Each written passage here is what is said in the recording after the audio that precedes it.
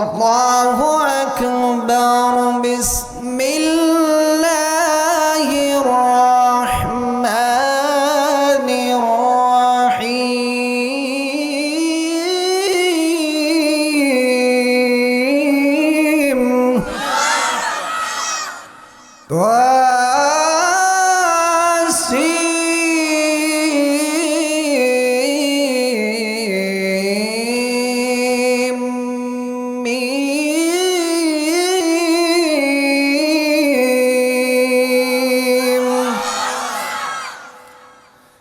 تلك آيات الكتاب المبين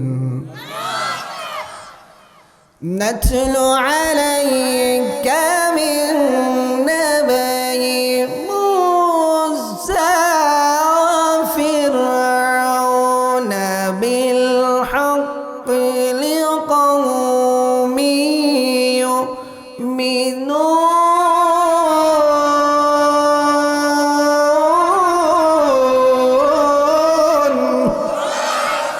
আল্লাহ রাব্বুল আলামিন বললেন, আমার একটা পার্লামেন্ট আছে, যে পার্লামেন্ট থেকে আল্লাহ রাব্বুল আলামিন মেসেজগুলো দুনিয়ার মানুষের সুবিধার্থে নবীদের উপর আল্লাহ রাব্বুল আলামিন নাজিল করে থাকেন। সেই গ্রন্থ, সেই কোরআন আমাদের জন্য আল্লাহ রাব্বুল আলামিন দিয়েছেন। গোটা পৃথিবীতে যত গ্রন্থ আছে সমস্ত গ্রন্থের লিডারের নাম কি? আল্লাহ নবীজি বললেন, খায়রুকুম মান তাআল্লামাল কুরআন ওয়া আল্লামা। তোমাদের মধ্যে সর্বোত্তম হলো ওই ব্যক্তি যিনি কোরআন মাজিদ শিক্ষা করেন এবং শিক্ষা দেন এবং কোরআনুল কারীমের যারা শ্রোতা হতে পারে। এই মুহূর্তে আসমানের নিচে জমিনের উপরে আমাদের চাইতে আল্লাহর কাছে সম্মানিত আর একজন ব্যক্তিও নাই। কোন সুবহানাল্লাহ। আল্লাহ রাব্বুল আলামিনের কথা বলেন, এই দেশের প্রেসিডেন্ট হলে তোমার মর্যাদা বেড়ে যাবে, রাষ্ট্রপতি হলে তোমার মর্যাদা বেড়ে যাবে, এমপি হলে তোমার মর্যাদা বেড়ে যাবে, ডিসি হলে তোমার মর্যাদা বেড়ে যাবে, ওসি হলে তোমার মর্যাদা বেড়ে যাবে, চেয়ারম্যান হলে, মেম্বার হলে তোমার মর্যাদা বেড়ে যাবে। না না, আল্লাহ রাব্বুল আলামিন কত সুন্দর করে বললেন, যাদের ভিতর কোরআন থাকবে, কোরআনুল কারীমের ধারক বাহক হবে, আর যারা কোরআনুল কারীমের শ্রোতা হতে পারবে, আল্লাহ রাব্বুল আলামিনের নবী যে ঘোষণা করলেন, ওরাই হলো জমিনের উপরে সবচাইতে সর্বশ্রেষ্ঠ সন্তান। এই কোরআনের সৌন্দর্য, কোরআনের পাতা এত সুন্দর, গোটা পৃথিবীতে যত গান বলেন, যত সুর বলেন, কোরআনের মতো সুর পৃথিবীতে আর একটাও আছে নাকি? কথা বলেন, আছে নাকি? আল্লাহ রাব্বুল আলামিন কত সুন্দর করে বলছেন, আর রহমান আল্লামাল কুরআন খালাকাল ইনসান আল্লামাহুল বায়ান। জোরে বলে আল্লাহু আকবার। এরপর আল্লাহ রাব্বুল আলামিন বললেন, ওয়াশ-শামসি ওয়া দুহাহা ওয়াল কমারি ইযা তালাহা ওয়ান নাহারি ইযা জাল্লাহা ওয়াল লাইলি ইযা ইয়াগশাহা। জোরে বলে আল্লাহু আকবার। إذا الشمس كورت وإذا النجوم انكدرت وإذا الجبال سيرت وإذا العشار عطلت। জোরে বলি আল্লাহু আকবার। কোরআনের প্রতিটি পাতা কি চমৎকার ছন্দে গাতা, এমন ছন্দ বড় অভাব্য। কোরআন আমার আসমানি গ্রন্থ। মারহাবা বলেন। দুনিয়ার কবিতা পড়ে মানুষ জনে, কোরআনের কবিতা পড়ে ফেরেশতা বলে, নাই এমন সুন্দর এ গ্রন্থ আর, নাই এমন সুন্দর এ গ্রন্থ আর দ্বিতীয় একটাও নাই। যেই কোরআন পড়ে ধন্য হলো হাফেজে কোরআন। মারহাবা বলেন। এই জন্য আমার ভাইয়েরা, এই কুরআনুল কারীমের কাছে যারা আসবে, যারা শ্রোতা হতে পারবে, এরাই হলো সম্মানিত। কুরআনুল কারীমের জন্য আল্লাহ রাব্বুল আলামিন আজকের এই স্কুল মাঠটাকে জান্নাতের বাগান ঘোষণা করেছেন। চিল্লায় বলে সুবহানাল্লাহ। আরো জোরে বলা যাবে কি সুবহানাল্লাহ। কোরআনের আলোচনা করার কারণে, কুরআনুল কারীমের তাফসীর করার কারণে এই ময়দান যদি জান্নাতের বাগান হয়ে যায়, তাহলে যারা শ্রোতা হবে, যারা কোরআন পড়নেওয়ালা হবে, যারা কোরআন প্রেমিক হবে, এরা আল্লাহর কাছে কত দামি আমার আল্লাহ সুন্দর করে জানিয়ে দিচ্ছেন হাদিসে কুদসির মধ্যে। যারা কোরআন পড়নেওয়ালা হবে, আল্লাহ বলবে এ বান্দা কোরআন তেলাওয়াত কর। কোরআন মানুষ তেলাওয়াত করবে, তেলাওয়াত করবে। আল্লাহ রাব্বুল আলামিন বলবেন এক এক আয়াত করে তেলাওয়াত করবা, আলিফ টাকারে এক এক তালা তোমার জন্য আমি আল্লাহ জান্নাতে ঘর বরাদ্দ করে দিব। আমার ভাইরা, আপনি যদি সূরাতুল ফাতিহা পড়েন, আপনার 7 তালা বাড়ি হবে। আল্লাহু আকবার। আরো জোরে বলেন আল্লাহু আকবার। আপনি যদি সর্বশেষ যে 10টা ছোট্ট ছোট্ট সূরা আছে, ওই কয়টা যদি পড়েন, ওই কয়তালা হবে। একজন হাফেজ কোরআন 6666 তালা বাড়ি হবে।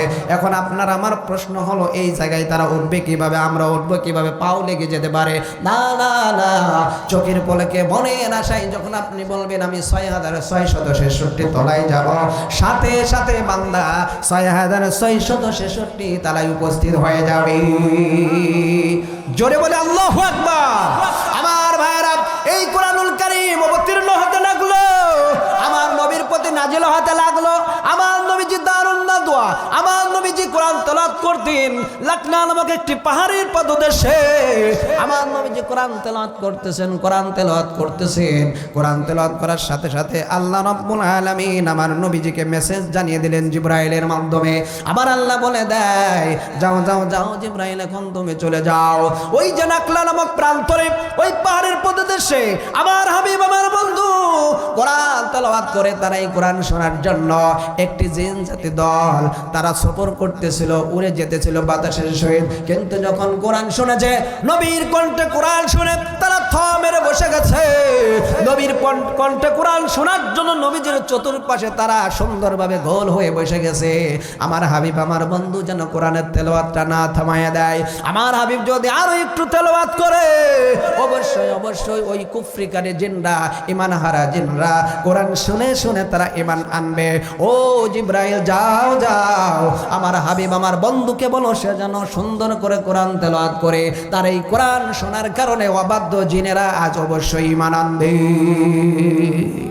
জোরে বলে আল্লাহু আকবার। আমার নবীজি কোরআন তেলাওয়াত করতেছেন, আল্লাহ রাব্বুল আলামিন সাথে সাথে ওহী নাজিল করে দিলেন। আমার ভাইরা, এই পৃথিবীতে যত নবী রাসূল এসেছেন, সমস্ত নবী রাসূলের সম্মুখে মেসেজ দিতেন, সংবাদ দিতেন হযরতে জিবরাইল আমিন। কোন নবীর কাছে একবার, কোন নবীর কাছে 5 বার, কোন নবীর কাছে 10 বার, কোন নবীর কাছে 20 বার, সর্বোচ্চ মুসা আলাইহিস সালামের কাছে জিবরাইল আমিন এসেছে 400 বার। আর আমার নবীর কাছে আল্লাহ রাব্বুল আলামিন জিবরাইলকে পাঠিয়েছেন 24,000 বার। জোরে বলা যাবে কি সুবহানাল্লাহ? আরো জোর বলেন সুবহানাল্লাহ। আমার ভাইরা, আমার নবীজি তেলাওয়াত করতেছেন পাহাড়ের পাদদেশে। নবী তো জানে না, আল্লাহ যদি না জানাই নবী কি জানে নাকি? কথা কয় না। আমাদের সমাজে ভণ্ড কিছু লোক আছে, মাজার পূজারে কিছু আছে একেবারেই ভণ্ড, যেমন নামাজ নাই, রোজা নাই, কোনো কিছু নাই। এরা বলে আমার পীর, আমার বাবা গায়েবী আওয়াজ জানে, গায়েবী সব কিছু জানে। আল্লাহ যদি না জানায় গোটা পৃথিবীতে কেউ কোনো খবর দিতে পারে না। এই যে আজকের একটা ঘটনা, কুষ্টিয়া জেলার জামাত ইসলামের আমির কিছুক্ষণ আগে বিকালে সম্ভবত তিনি ভাষণ দিচ্ছেন, ভাষণ দিতে দিতে মৃত্যুর কোলে ঢলে পড়েছেন। মৃত্যুর কোনো গ্যারান্টি আছে নাকি? কথা বলেন, আছে নাকি? কোনো গ্যারান্টি নাই। আজরাইল যখন ধরবে কোনো ছাড় দেবে নাকি? যখন আজরাইল আসিয়া নিবে প্রাণ কারিয়া, দিবে না থাকতে এ ধরার পর, সময় থাকতে আল্লাহর নামাজ ধর ওরে মন, সময় থাকতে কোরআনুল কারীম পড় ওরে মন, সময় থাকতে আল্লাহর পথে চল। ঠিক না বেঠিক? আমার ভাইরা, আল্লাহ নবীজি পয়গম্বর কোরআন তেলাওয়াত করতেছেন। মজার ব্যাপার, নবীজি জানেন না যে আমি তেলাওয়াত করতেছি আর জিন জাতিরা তারা শুনতেছেন। জিবরাইল আমিন নবীজির কর্ণকুহরে এসে ছোট্ট ক্ষীণ আওয়াজে বলে, নবীজি কোরআন তেলাওয়াত থামানো যাবে না, যাবে না। আমার নবীজি বলে, কেন রে জিবরাইল, যাবে না কেন? নবীজির কাছে বা জিবরাইল জবাব দেয়, হে রাসূল আপনি তো জানেন না জিনদের একটি দল তারা আপনার চতুর্পাশে ঘেরোয়াভাবে বসে তারা কোরআন শুনতেছেন। এই কোরআন শোনার কারণে তাদের মনের ভিতরে, হৃদয়ের ভিতরে স্পন্দন কেঁপে গেছে। তারা ঈমান আনার জন্য তাদের চোখের জলগুলো টপ টপ টপ টপ করে পড়তেছে। নবীজি আপনি কোরআন পড়লেই এরা ঈমান আনবে, কোনো সন্দেহ নাই।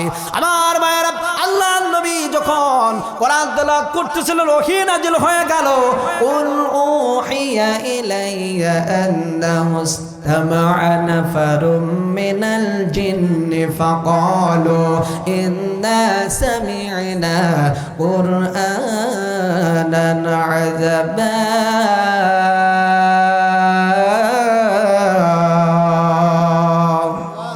জোরে বলেন আল্লাহু আকবার। আল্লাহর কথা সত্য না মিথ্যা? জোরে হলো না? আরো জোরে।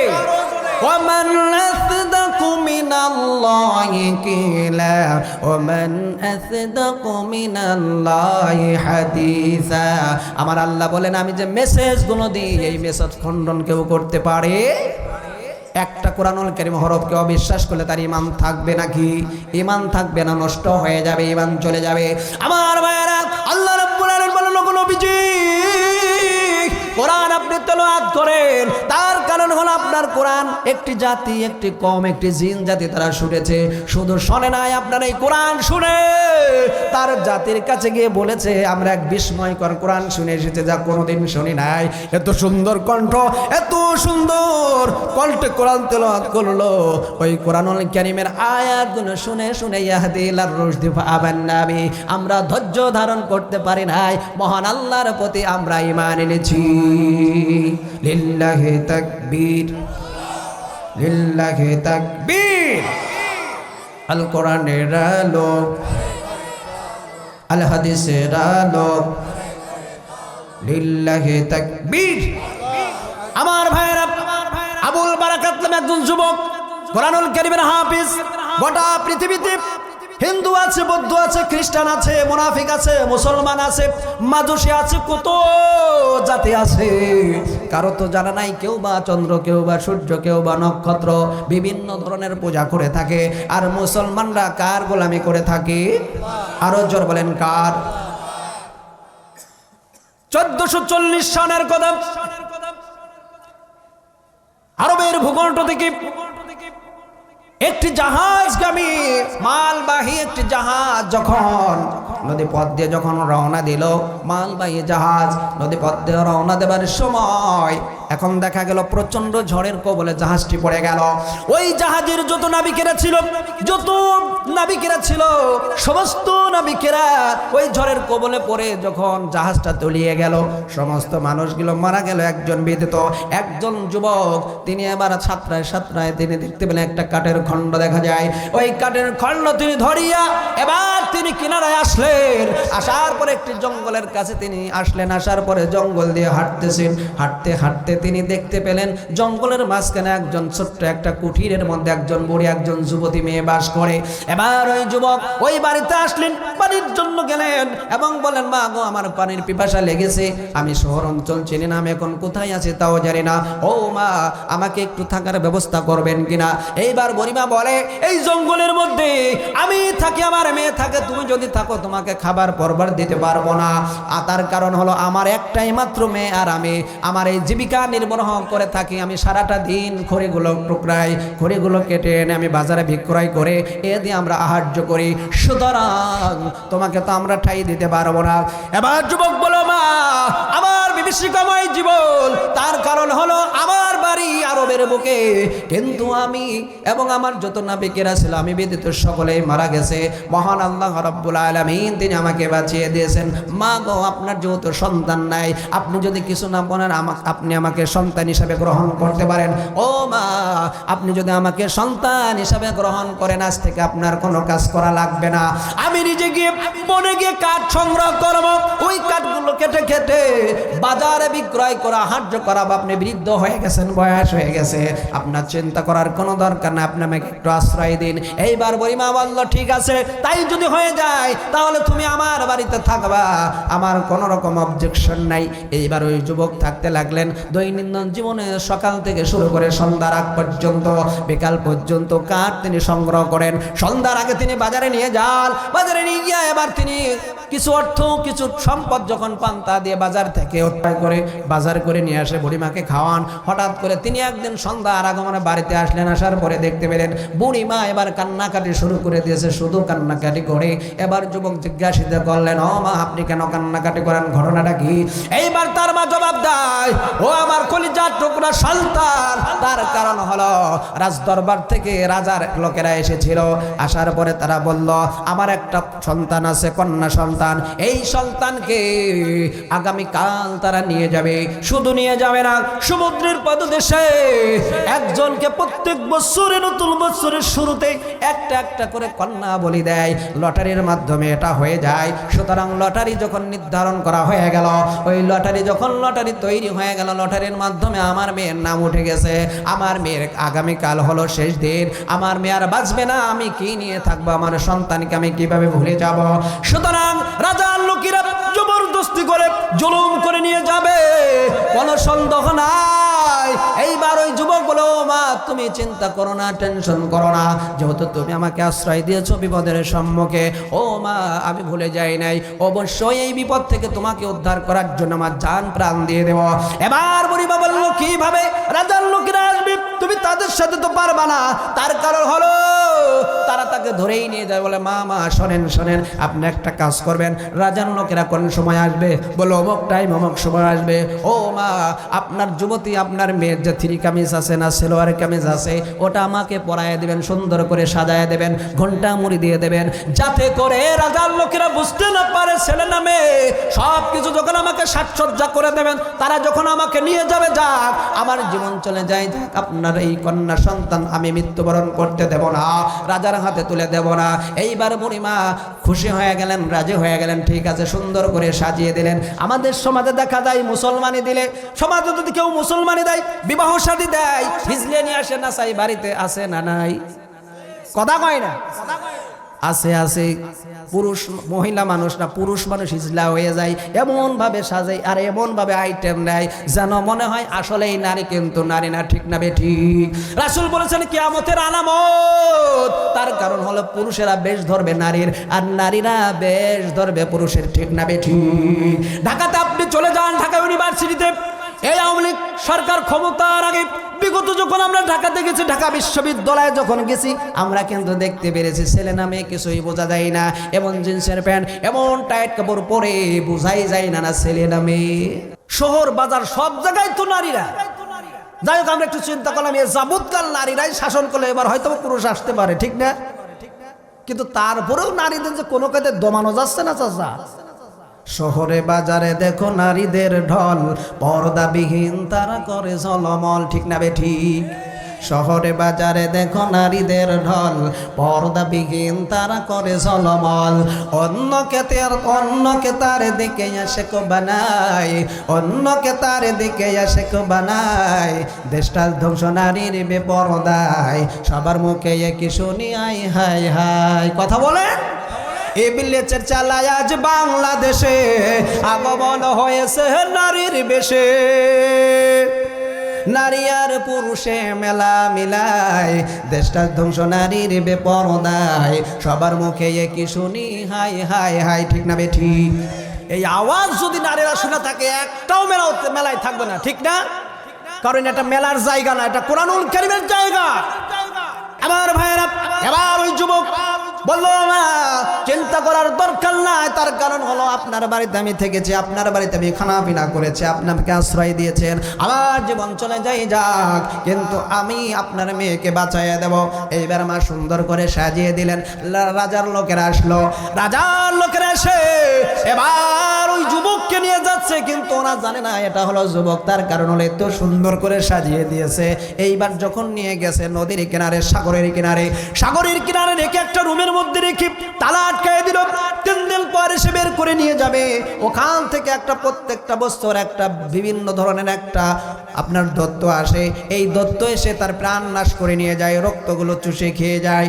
এইভাবে করে করে 3 দিন পরে সে লাশটা নিয়ে যায়। কিন্তু ওই যুবক এবার তিনি দাঁড়িয়ে আছেন, হঠাৎ যখন গভীর রাত হয়ে গেল, রজনী হয়ে গেল, হঠাৎ করে দেখতে পেলেন সমুদ্রের মাঝখান থেকে বিরাট একজন দত্ত তার দিকে আসতেছে, তাকে ধাওয়া করার জন্য আসতেছে। এইবার এই যুবক তিনি এবার কি করলেন, তিনি কোরআনুল কারীমের তেলাওয়াত শুরু করে দিলেন। জোরে বলি সুবহানাল্লাহ। জোরে জোরে কোরআন তেলাওয়াত করতেছেন, কোরআন তেলাওয়াত করতেছেন, আর ওই দত্ত আর একটু সামনে আগাইতে পারে না। এইভাবে করে প্রথম দিন টার্গেট করতে পারলো না, দত্ত চলে গেল। দ্বিতীয় দিন আবারও দত্ত টার্গেট করলো, আবারও যুবক কোরআন তেলাওয়াত শুরু করে দিল। এইভাবে করে করে 3 দিন পর্যন্ত হয়ে গেল। 3 দিনে একদিনও চান্স পেল না।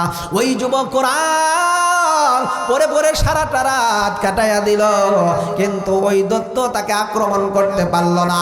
আমার নবীজির প্রতি কোরআন অবতীর্ণ হয়ে গেল, নাজিল হয়ে গেল। নবীজির চুল মোবারক নিয়ে জাদু করেছিল একজন ইহুদি, জাদু করলো। সেই জাদুটা করার সময় নবীজির চুল মোবারক গিট্টি দিলেন 11টা। কয়টা? জোরে বলেন কয়টা? 11টা নবীজির গিট্টি দিলেন চুলের মধ্যে। এই গিট্টি দিয়ে এই যে চুলটা, একবারে একটা কুয়া ছিল, আগের জামানায় কিন্তু কুয়া ছিল, এই কুয়ার মধ্যে নবীজির চুলটা রেখে ইট দিয়ে এইভাবে চাপা দিয়ে রেখে দিয়েছে। যেদিন থেকে নবীজির চুলে এইরকম তারা কুফরি করে চাপিয়ে দিয়েছে, ওই দিন থেকে নবীজি অসুস্থ হয়ে গেলেন, প্রচন্ড জ্বর হয়ে গেলেন, দিনের কাজ করতে পারে না, কোনো কিছুই ভালো লাগে না। আল্লাহ রাব্বুল আলামিন এবার মেসেজ দাঁড়িয়ে দিলেন, হাবিব আমার বন্ধু, আপনি চিন্তা করবেন না, টেনশন করবেন না। আপনার কাছে একজন লোক থাকে, তার মারফত একটা চুল মোবারক নিয়ে চুলের উপর কুফরি কইরা অমুক গর্তের মধ্যে অমুক কুয়ার মধ্যে রেখে দিয়েছেন। আল্লাহ নবীজিকে আল্লাহ স্বপ্ন দেখায়া দিলেন কিভাবে ইহুদি চুলটা গিট্টি মেরেছে, কোন জায়গায় রেখেছে। সুবহানাল্লাহ। আমার নবীজিকে দেখায়া দিয়েছেন লাইভ আকারে। এবার আল্লাহ নবীজি হযরত আলী, হযরত ওমর সাহাবীদেরকে ডাক দিয়ে বললেন, যাও যাও যাও, আমি অসুস্থ হয়ে গেছি, তার কারণ হলো আমার উপর কুফরি করেছে। আমাদের সমাজে অনেক মানুষ আছে কুফরি করে থাকে। আপনি গাভীর দুধ দোয়াছেন, দুধ দহন করতেছেন, এমন কিছু লোক আছে পথ দিয়ে হেঁটে যাবে, 1 চুল পরিমাণ দুধ বের হবে না। কথা কয় না? জাপান খেলা, সাপ খেলা খেলাচ্ছেন, যদি অনেক কোনো একজন বিজ্ঞ লোক থাকে, কুফরি করা লোক থাকে, ওই সাপ আপনার পথ ধরবে না, শুধু হেঁটে যাবে। আমি এর বাস্তব পরিমাণ, এর বাস্তব হলো আমি এর অবশ্যই আমি দেখেছি এটা। আমাদের যুগে একজন লোক ছিলেন, যখন সাপুরে খেলা করতে এসেছেন, খেলা করার সময় এবার তিনি খেলা করতেছেন, করতে করতে ওই ব্যক্তি যখন এসে দাঁড়িয়েছে, দৌড়িয়ে গিয়ে পাও জোড়াদের বলতে, আমার পেটের লাথি মারবেন না, তার কারণ আপনি এখানে থাকলে আমি এই জাপান খেলা দেখাতে পারবো না, আপনি চলে যান। তিনি বলেন, তুমি খেলা দেখাও, আমি কোনো ক্ষতি করব না। তার কারণ উনি যা জানে, উনি বোঝে যে ইনি সেই মাল। গভীর মনোযোগ দেবেন। কেন কোরআনের কথা বললাম? কোরআন কেন সম্মানিত? কোরআন আল্লাহ কেন সম্মানিত? কোরআন শোনার জন্য যারা আসে তারা কেন সম্মানিত? গভীর মনোযোগ দিবেন। 3 দিন হয়ে গেল। এবার 3 দিন পরে রাজার লোকেরা এবার আসলো লাশ নেবার জন্য। এবার লাশ নেবার জন্য যখন এসেছেন, এবার ঘরের তালা খোলার আগেই দেখতে পাই রুমের মধ্যে থেকে কোরআনুল কারীমের গুনগুন আওয়াজ শোনা যায়। লিল্লাহি তাকবীর, লিল্লাহি তাকবীর। আমার ভাইরা, এবার যখন তারা খুলেছেন, তারা হতাশ হয়ে গেল। কি ব্যাপার? এখানে যত মানুষ আমরা রেখে গেছি, বিগত প্রায় 30 বছর হয়ে গেছে, একটা লোক জীবিত ফিরতে পারে নাই, তুমি কিভাবে ফিরলে? এবার ওই যুবক আল বারাকাত বলে দেয়, আমি কেন ফিরলাম আপনি কি জানেন নাকি? আপনারা জানেন নাকি? আমার সিনার মধ্যে আল্লাহ রাব্বুল আলামিন সূরাতুল ফাতিহা থেকে নাস পর্যন্ত পুরো কোরআন আমার মধ্যে আল্লাহ রাব্বুল আলামিন দিয়েছেন। যেরকম সুবহানাল্লাহ। কোরআন পড়েছি, কোরআন পড়ার কারণে অপশক্তি তারা আসতে পারে নাই। যেরকম নবীর প্রতি কোরআন নাজিল করে আল্লাহ পাক জানিয়ে দিলেন, কুল আউযু বিরাব্বিন নাস। আমার সাথে পড়েন, কুল আউযু বিরাব্বিন নাস, মালিকিন নাস, ইলাহিন নাস, মিন শাররিল ওয়াসওয়াসিল খান্নাস, আল্লাযী ইউওয়াসওয়িসু ফি সুদুরিন নাস, মিনাল জিন্নাতি ওয়ান নাস।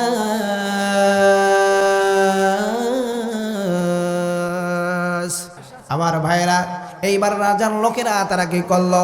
ওই যুবককে নিয়ে রাজ দরবারে চলে আসলো। রাজ দরবারে আসার পর এবার রাজা বলল, কি বাবার ঘটনাটা কি, তুমি কিভাবে বেঁচে ফিরলে, ঘটনাটা কি? ওখানে যারা যায় কেউ তো ফিরে আসতে পারে না, সুতরাং তুমি কিভাবে বাঁচলা? তার কারণ যত মানুষ ওখানে গেছে সকলের লাশটা কিন্তু আমার লোকেরা এনেছে, তুমি জীবিত আসলে ফিরে কিভাবে?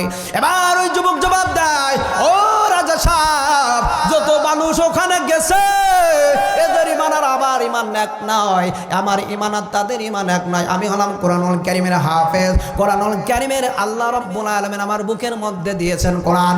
এই কোরআন তেলাওয়াত যদি করা যায়, পৃথিবীতে যত প্রকার শয়তান থাক এই শয়তান কাছে আসতে পারবে না, কিন্তু মানব জাতি শয়তান আসতে পারে। কথা কয় না? মানব জাতি শয়তান, এর ফু দিলেও যায় না, কিন্তু ইবলিস শয়তানের যত ছেলেবেলা আছে সব চলে যায়, ঠিক না বেঠিক?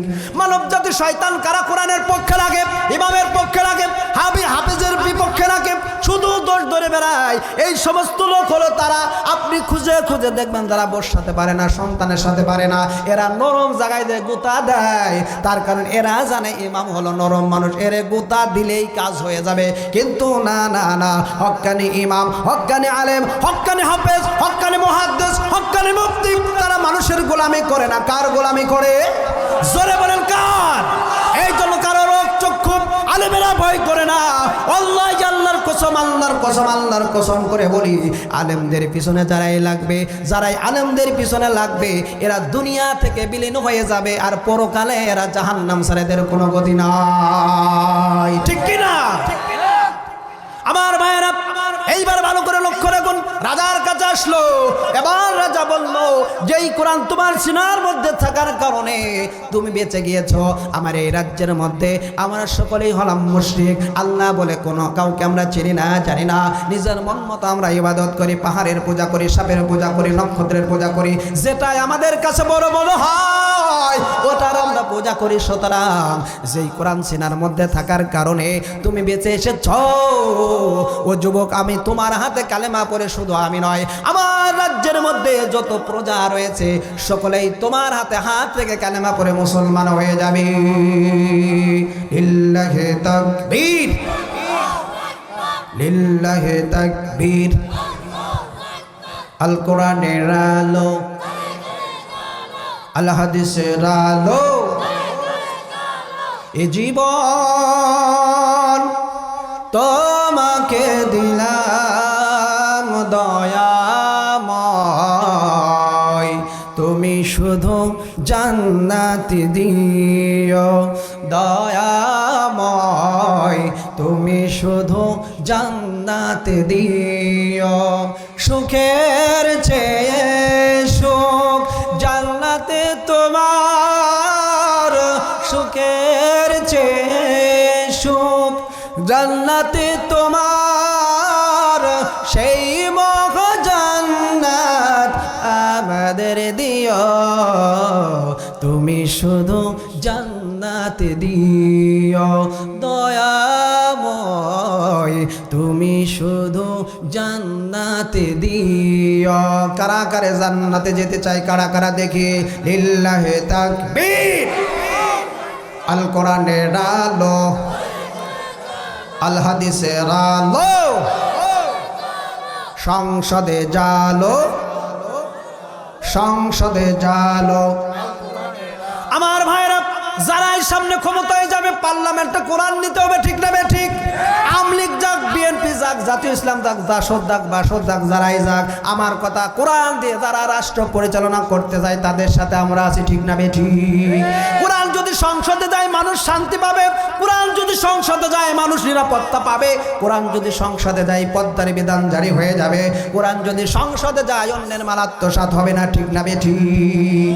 আমার ভাইয়েরা, কোরআনুল কারীম থেকে আমি একটা আয়াতে কারিমা, ছোট্ট একটা সূরা, এই সূরার মধ্যে আপনাদেরকে বললাম যে আল্লাহ রাব্বুল আলামিন বলছেন, নবীজি আপনাকে যতই তারা চক্রান্ত করুক না কেন, ধ্বংস করার জন্য যতই জাদুগ্রস্ত করুক না কেন, আমি আল্লাহ রাব্বুল আলামিন আপনাকে হেফাজত করব।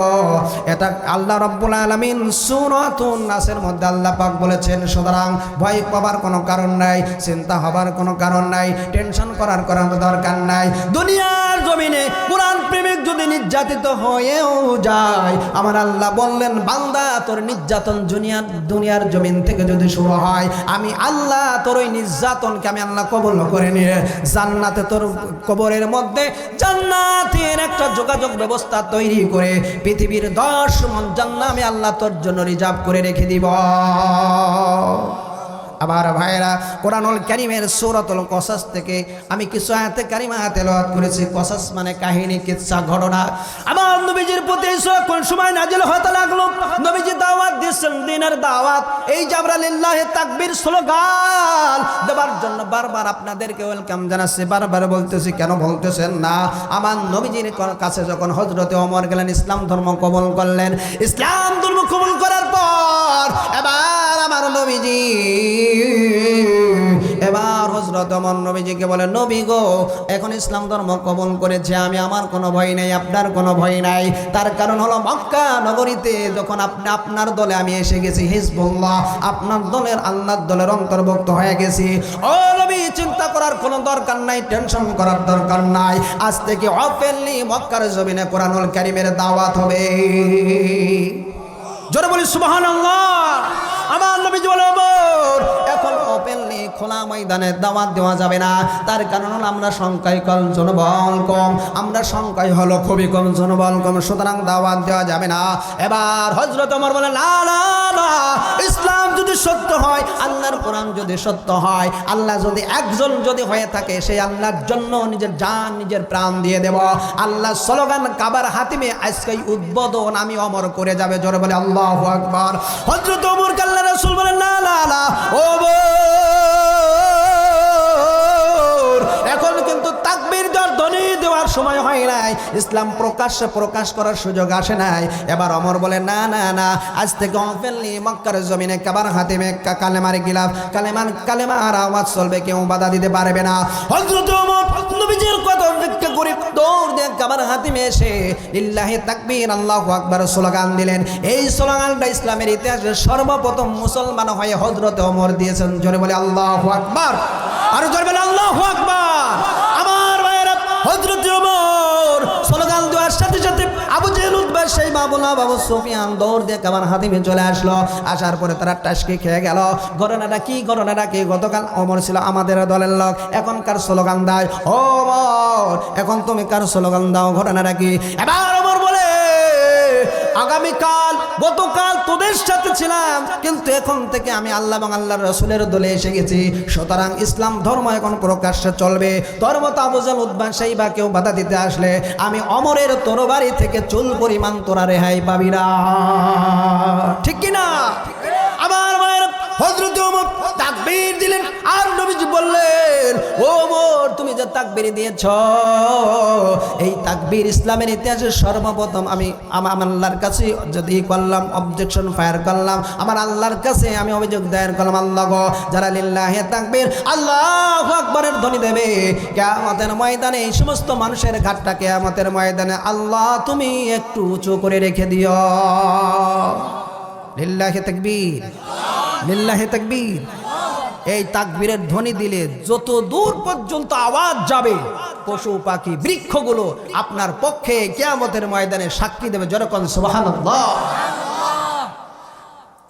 আল্লাহ রাব্বুল আলামিনের পয়গম্বর হযরত আদম আলাইহিস সালাম থেকে শুরু করে হযরত ঈসা আলাইহিস সালাম পর্যন্ত সমস্ত নবীরা তারা হতাশা হয়ে যাবে। কিয়ামতের ময়দানের সমতল ভূমিতে কিছু কিছু মানুষের মাঝখানে দেখা যাবে ঘাটটা একটু উঁচা হয়ে আছে। আদম আলাইহিস সালাম জিজ্ঞাসা করে, আল্লাহ, এই সমতল ভূমিতে কারো কারো ঘাটটা একটু উঁচা দেখা যায়, মাঝে মাঝে দেখা যায়। এবার আল্লাহ রাব্বুল আলামিনের পক্ষ থেকে জবাব আসবে, ও আদম, ও নূহ, ও ঈসা, শোনো, এরা হলো তারা দুনিয়ার জমিনে যারা মুয়াজ্জিনি করেছে আর আমি আল্লাহর তাকবীর দিয়েছে, আমি আল্লাহ তাদের সম্মান আজকে কিয়ামতের ময়দানে বাড়িয়ে দিয়েছি। জোরে কোন সুবহানাল্লাহ। আমার নবীজির প্রতি সূরা কসাস নাযিল হয়ে গেল। জিবরাইলের মাধ্যমে আল্লাহ রাব্বুল আলামিন জানিয়ে দিলেন, ও নবী, ইসলামের প্রাথমিক যুগে সংখ্যায় কম, জনবল কম, হতাশ হয়ে যাচ্ছে সাহাবা একরাম। হতাশ হবার কোনো কারণ নাই। আপনি আসার আগে একজন নবী পয়গম্বর পৃথিবীর জমিনে এসেছিলেন, নাম হলো মূসা আলাইহিস সালাতু ওয়াস সালাম। এই নবী আল্লাহ রাব্বুল আলামিন এত বড় পাওয়ার দিয়েছিলেন, শক্তি দিয়েছিলেন, এক থাপ্পড় মেরে ফিরাউনের একজন লোককে হত্যা করেছিল। ঠিক না বেঠিক? কথা বলেন। সেই নবীর সম্পর্কে আল্লাহ রাব্বুল আলামিন এই ঘটনাটা উল্লেখ করলেন। নবীজি চিন্তা করার কারণ নাই, টেনশন করার দরকার নাই। তৎকালীন সময় ফিরাউন ছিল একদম স্বৈরাচারী বাদশা। শুধু স্বৈরাচারী বাদশা ছিল না, পৃথিবীর জমিনে যারা দুর্বল ছিল তাদেরকে নির্যাতন করত। শুভে সাদিক থেকে শুরু করে সূর্য অস্তমিত পর্যন্ত রাত দিন 24 ঘন্টা রাজ দরবারের জমিতে কাজ করাতো, কিন্তু কোনো টাকা পয়সা কোনো কিছুই দিত না। এমনভাবে তাদেরকে রেখেছিল ফিরাউন যা বলে তাই। ফিরাউন যদি কাউরে মনে করতো জেলে ভরবো তাই, যদি মনে করতো জেল থেকে মুক্তি করে দেবো তাই, যদি মনে করতো মাথার দেহ থেকে মাথাটা কল্লা আলাদা করে দেবো তাই। এই জন্য ফিরাউন বললো আমার শক্তি আমার ক্ষমতা সব চাইতে বড়, আমি ইচ্ছা করলে মানুষকে হায়াত দিই, ইচ্ছা করলে মানুষকে মেরে ফেলাই। এই জন্য আনা রব্বুল আলা, আমি হইলাম রব। নাউজুবিল্লাহ। পৃথিবীতে কেউ নিজেকে রব বলে নাই, এই হারামজাদা বলেছে রব। ফিরাউন মার্কা মুসলমান আমাদের সমাজে কিন্তু এইরকম আছে, পরকাল মানে না, কবর আযাব মানে না, জাহান্নাম মানে না, আল্লাহর কোরআন মানে না, আরো স্লোগান দেয় অমুক নেতা মানলে জান্নাত পাওয়া যাবে। নাউজুবিল্লাহ। অথচ রাসূলের আদর্শের মধ্যে জান্নাত। কথা বলেন ঠিক না বেঠিক? আমার ভাইয়েরা, নবীর প্রতি কোরআন নাজিল হতে লাগলো।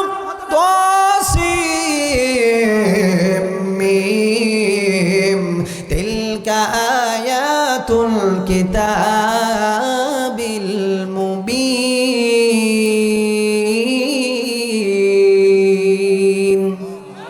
জোরে বলে আল্লাহু আকবার।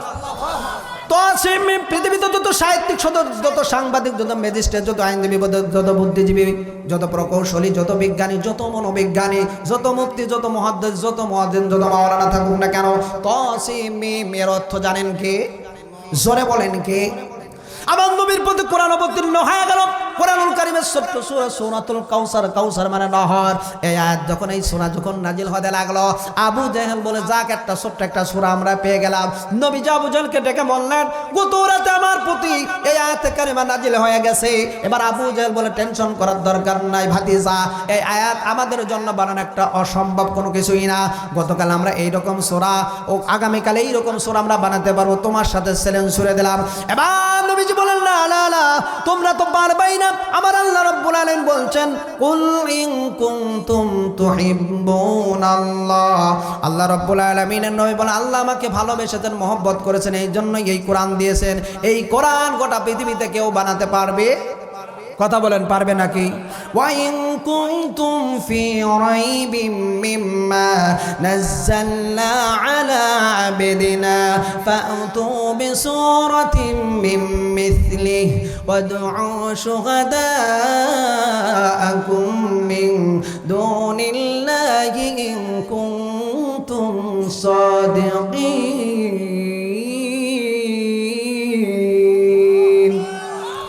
গোটা পৃথিবীর যত বড় জ্ঞানী হোক, আল্লাহ চাইতে কেউ জ্ঞানী আছে নাকি? আল্লাহ পাক চ্যালেঞ্জ ছুড়ে দিয়েছেন, ছোট্ট একটা সূরা যদি মানুষ বানাতে পারে আমি আল্লাহ সাহায্যকারী ব্যতীত।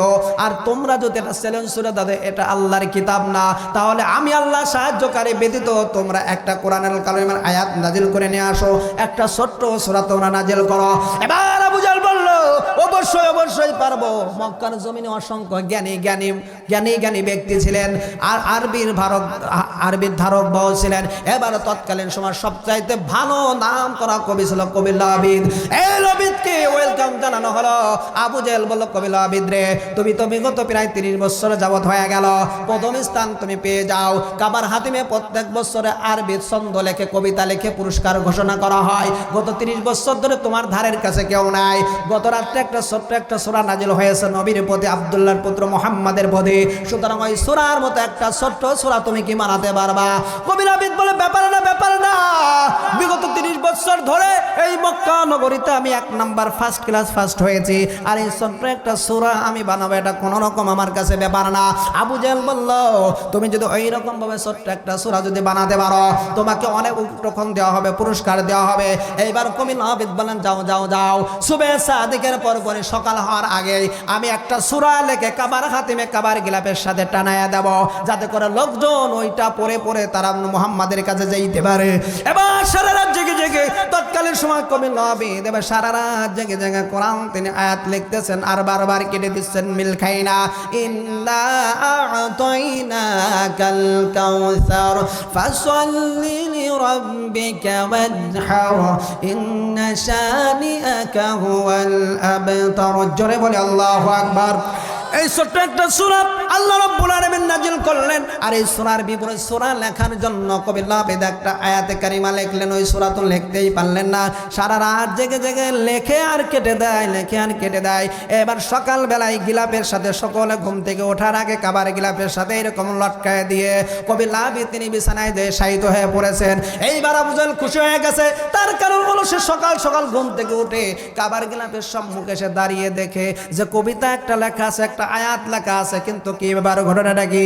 এমন আয়াত কেন কবি নবীদ লেখলো, কেন ঘটনাটা কি? এটা তো কোরআনের আয়াত হতে পারে না। এবার আবু জেহেল এইবার ওই আয়াতে কারিমার দিকে ফলো করে দেখলেন, এত বড় কবি তিনি কবিতা লিখতে পারলেন, কিন্তু একটা সূরা তিনি লিখতে পারলেন না। ঘটনাটা কি? এইবার কাবার হাতিমে কবি নবীদ যে আয়াতে কারিমা যে শব্দ তিনি লিখেছিলেন, তিনি লিখেছিলেন লাইসা হাযা কালামুল বাশার। জোরে বলে আল্লাহু আকবার। কবি নবীদ বললেন, ও আবু জেহেল, ও মক্কার মুশরিকেরা শুনে রেখে দাও, কোরআনুল কারীম নাজিল হয় আল্লাহ রাব্বুল আলামিনের পার্লামেন্ট থেকে, আর আমাদের কবিতা হয় মন মস্তিষ্ক থেকে। সুতরাং তোমরা শুনে রেখে দাও, আব্দুল্লাহর পুত্র মুহাম্মদ যে কথাগুলো বলে এটা মানুষের রচনা নয়, লাইসা হাযা কালামুল বাশার, এটা হলো আল্লাহর আসমানি আওয়াজ। জোরে বলি সুবহানাল্লাহ। আমার ভাইয়েরা, এবার দেখুন সেই আল্লাহ বলবেন তিলকা আয়াতুল কিতাবিল মুবিন। আমি আল্লাহ কোরআনুল কারীম স্পষ্টভাবে আয়াতে কারিমা নাজিল করে দিয়েছি। পরকাল আছে, জাহান্নাম আছে, আছে না নাই? আছে আছে আছে আছে। মৃত্যুর পর মানুষের জন্য একটা ময়দান হবে, সামনে কাশের দিন। আমার ভাইরা, আল্লাহ রাব্বুল আলামিন বললেন আমি স্পষ্টভাবে কোরআনুল কারীমের আয়াত নাজিল করে দিলাম। আর দুনিয়ার কিছু পাগল ছাগল বলে কোরআন 30 পারা না, কোরআন হলো 90 পারা। কথা কয় না, কয় কোরআন হলো 90 পারা। জাহিরার বাতেনি আছে, গোপনী আছে, কিছু কিছু আল্লাহ প্রকাশ করেছে আর কিছু প্রকাশ করে নাই। ওই প্রকাশ নাকি ফকিরদের কাছে করেছে, তাদের নামাজ নাই, রোজা নাই, এমনকি মোজগুলো গালের মধ্যে চলে গেছে। এরা 7 দিন 20 দিন 15 দিন গোসল করে না, আর এরা গান গায় কিরামান কাতিবিন রোজা হাসরের দিন। আল্লাহর দরবারে যদি করে অভিযোগ, আমরা বলবো দুনিয়ায় ছিলাম হেলাল বাবার লোক। কথা খাই না, ঢোল বাজাই, তবলা বাজাই। যদি চাচাকে বলা হয় ওজুর ফরজ কয়টা, কয় 17টা। নামাজের ফরজ কয়টা, কয় 25টা। গুনে শেষ করা যায় না, এক ওয়াক্ত নামাজ নাই, আর ঢোল তবলা বাজায় আর গান গায়। আর তারা বলে কিরামান কাতিবিন। যদি অভিযোগ দায়ের করে, আমরা আল্লাহকে বলবো আমরা হেলাল বাবার লোক। এই হেলাল বাবার লোক বলে আমাদেরকে মাফ করে দেবে। নাউজুবিল্লাহ। কিরামান কাতিবিন রোজা হাসরের দিন আমার আল্লাহর দরবারে যদি করে অভিযোগ, কিন্তু মুসলিম সমাজে মুসলমানদের গান হবে কি? কিরামান কাতিবিন রোজা হাসরের দিন, কিরামান কাতিবিন রোজা হাসরের দিন আল্লাহর দরবারে যদি করে অভিযোগ, আমরা বলবো দুনিয়ায় ছিলাম বিশ্ব নবীর লোক। আমরা বলবো দুনিয়ায় ছিলাম কোরআন প্রেমিক লোক। ঠিক না বেঠিক? লিল্লাহি তাকবীর, লিল্লাহি তাকবীর। আল্লাহ রাব্বুল আলামিন যেন আমাদেরকে হায়াত থেকে মওত পর্যন্ত কোরআনের সাথে সম্পৃক্ত থাকার তৌফিক দান করেন। জয় বলেন আমিন। আলোচনা আরেকটু চলবে, আরেকটু চলবে। আমার ভাইরা, আল্লাহ রাব্বুল আলামিন সুন্দর করে বলছেন তিলকা আয়াতুল কিতাবিল মুবিন। আমি যা নাজিল করলাম, যে গ্রন্থ নাজিল করলাম, যে ঘটনাটা বললাম, এই ঘটনাটা হলো স্পষ্টভাবে বর্ণনা করা হয়েছে। আল্লাহ রাব্বুল আলামিন বলছেন পরবর্তী আয়াতে, নাতলু আলাইকা মিন নাবাই মূসা ওয়া ফিরআউনা বিল হাক্কি লিকাউমিন ইউমিনুন।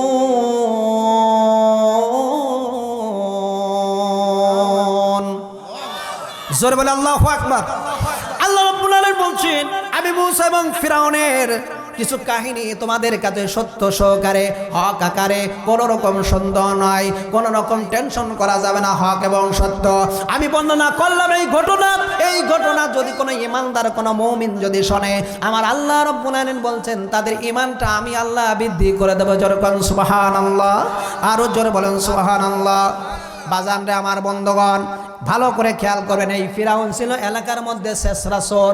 সমাজে ছোট ছোট চোরের বিচার হয়, কিন্তু বড় চোরের কখনো বিচার হয় না।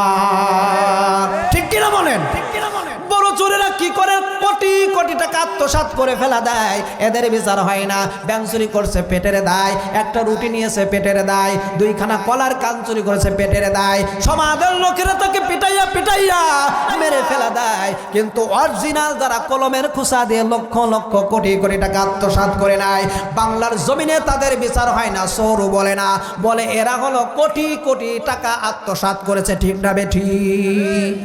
আমার ভাইয়েরা, অরিজিনাল চোরের যদি সমাজে যদি বিচার হয়ে যেত, অরিজিনাল চোরের যদি বিচার হয়ে যেত, ছোট হোক বড় হোক, যদি চোরের বিচার বাংলার জমিনে হতো, চোরকে খুঁজে পাওয়া যেত।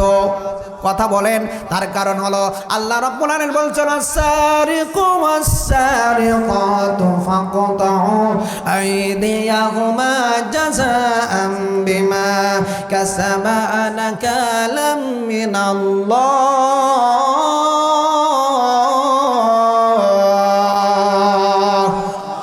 আল্লাহ পাক বলছেন, চোর এবং চোরানি নারীও হতে পারে, পুরুষও হতে পারে, এদের হাতের পিছা কেটে দাও। এ ঘটনা কার? এ ঘোষণা কার? জোরে বলেন কার? ফাতেমাতুল মক্কা যখন বিজয় হয়ে গেল, একজন ধনাঢ্য মহিলা চুরির অপরাধে যখন ধরা পড়ে গেল, এই চুরির অপরাধে যখন ধরা পড়ে গেল, ওই মহিলা জানে তার হাতের পিছা কাটা পড়ে যাবে কোরআনের দণ্ডবিধি অনুযায়ী। এবার কিছু সাহাবীদেরকে ফিট করলেন, ফিট করে বললেন, যাও যাও যাও।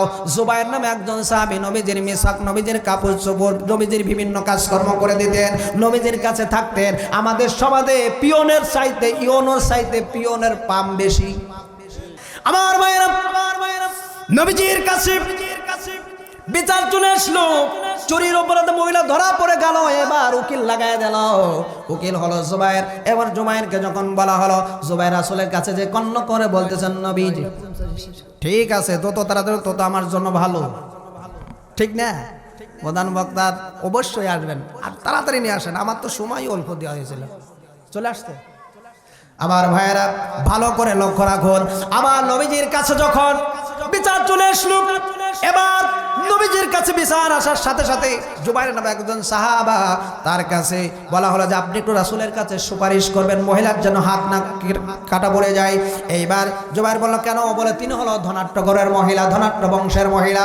এবার রাসূল বললেন, ও জুবায়ের, খবরদার খবরদার, আর কখনো তুমি এই কথা বলবা না, তুমি কোরআনের বাইরে অবস্থান করতেছ। তুমি যদি এইরকম অবস্থান যদি করে থাকো, তোমার ঈমান হারা হয়ে যাবে, তুমি মুশরিক হয়ে মারা যাবা। খবরদার এইরকম অভিযোগ আমার কাছে আনবা না, সুপারিশ আমার কাছে আনবা না। ও জুবায়ের, শুনে রেখে দাও, শুনে রেখে দাও, আজকের এই ফাতেমাতুল মক্কার বিজয়ের দিনে চুরির অপরাধে আমার কলিজার টুকরা ফাতেমাও যদি ধরা পড়ে যেত, আমি নবীজি কোরআনের দণ্ড বিধি অনুযায়ী তার বিচার ফাইসালার মাধ্যমে হাতটা কেটে ফেলে দিতাম। কিন্তু আমাদের সমাজে চোখ মারার উপর বিচার হয়ে যায়। কথা বলেন ঠিক না বেঠিক? আগেই সাজায় নাই যে শোনে, এক দুই থাপ্পড় মারবে, ভৌদর মারবি, তোর বিচার সব কমপ্লিট। জিনা করেছে, জিনার বিচার টাকার মাধ্যমে মিলমিট করে দেয়, এইরকম হারামজাদা আছে না নাই? কথা বলেন। আবার তালাক দিয়ে দেয়, তালাক দিয়ে অনেক হুজুর আছে, অনেক লোক আছে, বিবাহ বৈধ করে দেয়। আল্লাহ, আল্লাহর কসম, কোরআনুল কারীমে যত ভাষা আছে সবচাইতে নিকৃষ্টতম হালাল ভাষা হলো তলাক। ওই যে একজন হুজুরের কাছে গেছে, তলাকের মাসালা জানতে। হুজুর বলতে কি রকম তলাক দিয়েছে? কয় যদি তালাক দেয় তাহলে তালাক হবে না, আর যদি কয় তালাক, কপের উপর যদি কলকলা করে তাহলে তালাক হয়ে যাবে। এইবার বাড়িতে গেছে, বলতেছেন ভাই আপনি কিভাবে তালাক দিয়েছেন? এইরকম বলেছেন তালাক। যদি কোন তালাক তাহলে হবে না, আপনার পড়া সই হই নেই, বউ তালাক হয়নি। যদি কোন তালাক, কপের উপর যদি কলকলা করেন তাহলে অরিজিনাল বউ তালাক হয়ে যাবে। আমার ভাইরা, ভালো করে লক্ষ্য রাখুন, তার কারণ হলো কোরআনের দণ্ডবিধি, কোরআনুল কারীমের শাসন আইন যদি সমাজে জারি হয়ে যায়, সকলেই শান্তিতে থাকবো। কোনো সন্দেহ আছে নাকি? কথা বলেন, কোনো সন্দেহ আছে নাকি? কোন একদিন এদেশের আকাশে আল্লাহর কালেমার পতাকা উড়বে,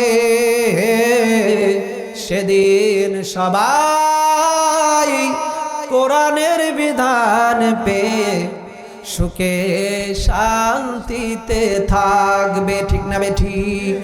আমার ভাইয়েরা ভালো করে লক্ষ্য রাখুন, আল্লাহ রাব্বুল আলামিন বললেন ফেরাউন ছিল তৎকালীন সময় তাফসিরের মধ্যে তাফসির ইবনে কাসির, তাফসিরে মাঝারি, তাফসিরে মারিফুল কোরআন, তাফসিরে বাইজাবি, তাফসিরে মুনির, তাফসিরে কাবির, বিভিন্ন গ্রন্থের মধ্যে ফেরাউনের ব্যাপারে আল্লাহ রাব্বুল আলামিন তাফসির আকারে আলেমদের মাধ্যমে আল্লাহ পাক রাব্বুল আলামিন এই ঘটনাটা তিনি বর্ণনা করেছেন। ফেরাউন ছিল শেষরাসর, তার বন্ধু ছিল হামানও শেষরাসর, এলাকায় চুরি করে বেড়াতো। এইভাবে করে করে একটা তরমুজের খেতে কাজ নিল, তার কারণ চুরি করার কারণে এলাকাবাসীরা তাকে তাড়ায় দিল, দুইজনকে তাড়ায় দিল। দুইজনের সাথে যখন সাক্ষাৎ হয়ে গেল, বন্ধ হয়ে গেল, হামানকে জিজ্ঞাসা করে ফেরাউন কি ব্যাপার, তোমার বাড়ি কোথায়? বলে বাড়ির কথা বলবো না, চুরির অপরাধে এলাকা থেকে বের করে দিয়েছে। এইবার হামান জিজ্ঞাসা করে তোমার নাম কি? কয় আমার নাম ফেরাউন। তুমি কোথায় যাও? বলে আমারও তো ওই অবস্থা, চুরির অপরাধে এলাকা থেকে বের করে দিয়েছে। এইবার ফেরাউন আর হামান বলে সমস্যা নাই, কোনো টেনশন নাই, দুইজন আমরা হয়ে গেছি, দুইজনের বুদ্ধি পরামর্শে আমরা চুরির কায়েম করব। সমাজে কি কায়েম করবে? চুরি কায়েম করবে, সব জায়গাতে খালি চুরি করবে। এইবার তারা যাইতে যাইতে দুইজন মিলেমিশে যাইতে যাইতে তরমুজের খেতে কাজ নিল। তরমুজের খেত ভালো লাগে না, চোর কখনো কাজ করে খায় না, কথা বলেন ঠিক না ঠিক? যারা পরিশ্রমী, যারা আল্লাহকে ভয় করে, এরা কিন্তু পরিশ্রমী হয়, এরা আল্লাহকে ভয় করে, কাজে কোনো রকম ফাঁকি দেয় না। আমার ভাইয়েরা মজার ব্যাপার হলো, জলদি জন নাঙ্গলবার থেকে শ্রীপুর থেকে নিয়ে আসবেন। আজ জোনটা হয়ে গেছে লেটেস্ট জোন, এরা হলো সকাল 8টার সময় আসবে, আর খালি আকাশের দিকে তাকায় দেখবে, সূর্যের দিকে তাকায় কোন দিকে হেলে গেল। আসরের আযান যদি জলদি আদায়, জাহান্নামের দুইটা দুর্গন্ধের মধ্যে হলো দুইটা আযাবের যে মেন যে ইঞ্জিন থাকবে, তার 1 নাম্বার ইঞ্জিন হলো ধোঁয়া, 2 নাম্বার ইঞ্জিন হলো আগুন।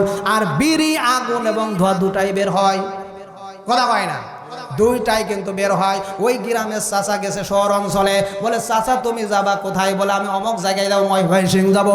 ময়মনসিংহ যদি যেতে হয় তাহলে তোমাকে ট্রেনে যেতে হবে, ট্রেনে গেলে ভাড়াও দেওয়া লাগবে না। যদি বাসের ভাড়া 500 হয়, ট্রেনের ভাড়া 100, তুমি ট্রেনে চড়বা।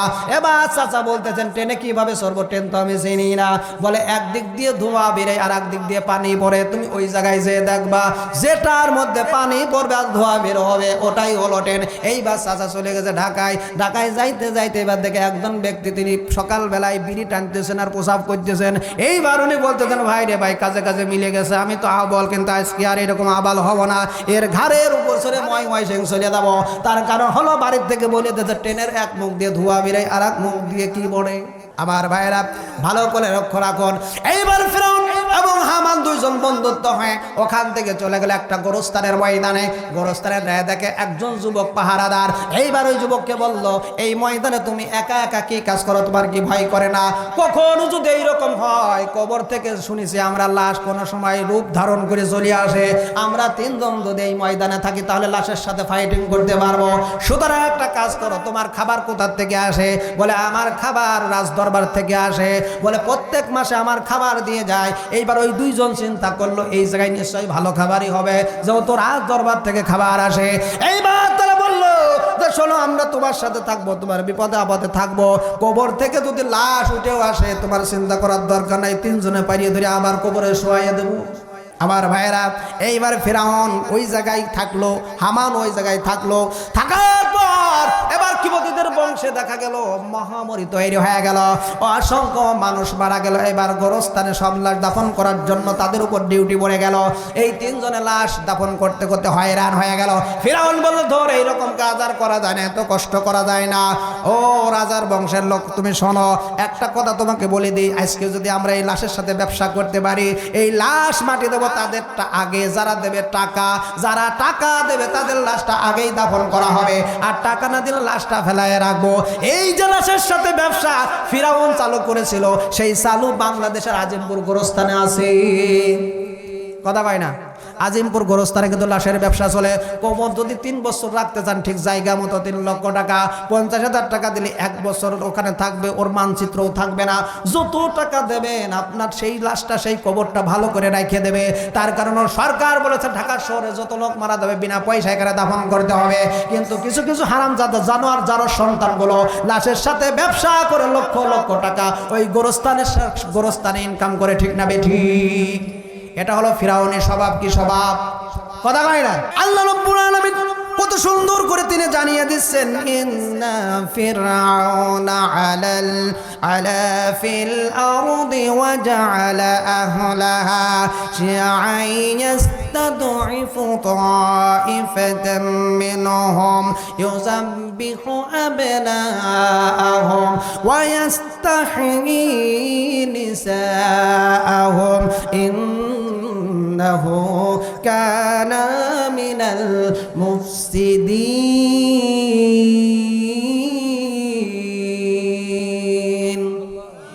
জোরে বলে আল্লাহু আকবার।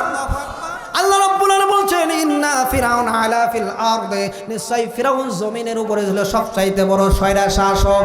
শুধু স্বৈরশাসক ছিল না, তার কারণ হলো ওই ফিরাউনটা যখন লাশের সাথে ব্যবসা করলো, বছরের মধ্যে অনেক সম্পদ তারা পেয়ে গেল। এবার রাজ দরবারে তারা মাথায় টুপলা বেঁধে রওনা দিল রাজার দরবারে। রাজার দরবারে যাইয়া এবার রাজার সামনে দাঁড়িয়ে বলতেন, রাজা সাহেব আমরা বিরাট একটা ব্যবসা করেছি, যে ব্যবসার কোনো পুঁজি লাগে না। বলে কি ব্যবসা করেছে? বলে লাশের সাথে ব্যবসা করেছে, মৃত মানুষের সাথে ব্যবসা করেছি। এইবার তার অসংখ্য দিনার অসংখ্য অর্থগুলো রাজার সম্মুখে যখন হাজির করলো, রাজা বলল, না না না, তোদের আর গোরস্থানে থাকা লাগবে না। তুই হামান, তুই ফিরাউন আমার বাড়ির মেন গেটের দারোয়ান হবি। তোদের পারমিশন ছাড়া কেউ যেন ঢুকতে না পারে। তোদের মতোই 2 জন লোক যদি গেট দারোয়ান হয়ে যায় তাহলে আমি রাজা চিরঞ্জীব হয়ে যাব। তার কারণ হলো তোদের পরামর্শে আমি আজ থেকে রাষ্ট্র পরিচালনা করব। আমার ভাইয়েরা, এই 2 জন মেন গেটের দারোয়ান হয়ে গেল। সংক্ষেপে বলি, মেন গেটে যখন দারোয়ান হয়ে গেল, কিছুদিনের মধ্যে দেখা গেল রাজা অসুস্থ হয়ে গেল। অসুস্থ হয়ে যাবার পর এবার তিনি চিন্তা করলো, আমি তো মারা যাব, কে এটা সিংহাসন কে আরোহণ করবে, কে রাষ্ট্র পরিচালনা করবে? কিন্তু তৎকালীন সময় এলাকার লোকেরা গরিব যারা, তারা খাজনা দেওয়ার জন্য বছর শেষে রাজার কাছে আসলো। কিন্তু রাজার কাছে যখন এসেছে সকলেই খালি হাতে এসেছে। খালি হাতে আসার পর এবার রাজা বলতেছে, কি ব্যাপার, কেন খাজনা আনো নাই? খাজনা কই? এইবার লোকেরা বলে, রাজা সাহেব প্রভু চিন্তা করবেন না, টেনশন করবেন না, এবার অনাবৃষ্টি হয়েছে, বৃষ্টি হয় নাই, দিতে পারবো না, এবার আমাদেরকে মাফ করে দেন। রাজা শাবক বের করে বলে, দেখ যদি সম্পদ যদি না দিস, যদি চান্দা যদি না দিস, তাহলে পিটাইয়া গায়ের চামড়া উঠাইয়া ফেলবো। বারবার এলাকাবাসীর লোকেরা কোনো জনভাবে রাজার কাছে হাত পেতে বললো, এবার কের মতো মাফ করে দেন। ফিরান এবার সুযোগ গ্রহণ করলো, আজকে একটা সুযোগ নিয়ে নেবো, চান্স নিয়ে দেবো। দৌড়ে গিয়ে রাজার কাছে বললো, রাজা আজকে যদি আপনি এদেরকে মাফ করে দেন, যেহেতু এরা বলতেছে আপনি হলো প্রভু, আপনি হইলেন রব, সুতরাং আপনাকে সম্মান ইজ্জত করছে, আজকের দিনে যদি আপনি মাফ করে দেন, এরা কিন্তু মাফ করার সাথে সাথে আপনার প্রতি বেশি ভক্তি শ্রদ্ধা হয়ে যাবে। এইবার রাজা বলল, ঠিক আছে, তোর পরামর্শ ঠিক, তার কারণ মাফ করে দিলে দয়াময় আসবে।